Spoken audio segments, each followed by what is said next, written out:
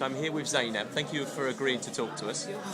Okay. Now, you've come with Abby, haven't you, who played in Belinda's story, and you've heard Serena talking, and obviously you've met the real Belinda as well. Amazing.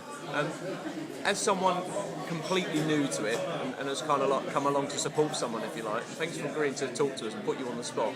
What was your overall impression of all of them? I thought they were incredibly thought-provoking, insightful, and the fact that these things happen in real life it's not shocking because you know they happen, but you kind of ignore it. And I think that when it's put up in front of you and kind of like shoved in your face, you have to sympathise. There's nothing for you to do but sympathise and kind of put yourself in their shoes and think to yourself, wow, these things do happen.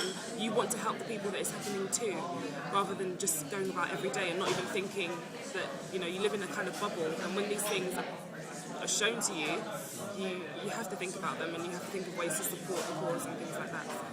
Okay, now taking into account Abby's sitting here and also Belinda, whose story it was, and I need to ask you, what was your favourite one? What do you think? And I feel a little bit shallow asking that, obviously, because to have a favourite in all of those is not really what I'm after. But from your point of view, what do you think was the most powerful one? The one that was most powerful for me, I can't remember whose story it was, but it was the young boy that was looking after his little sister, and I think the fact that he was writing his story, he was basically writing his story, but addressing it to his teacher, and I think it was a letter from his mum, wasn't it? It was like he was making out. It was a letter from his mum as to why he was scruffy and why he was always late and stuff. Why he was always late and things like that, and I just thought that was incredibly powerful, because I know when I was in secondary school I had a friend who went through that, but it's so funny how I forgot so easily about it and pushed it to the back of my mind. So when I see it I think, oh my god, young children actually do go through these things.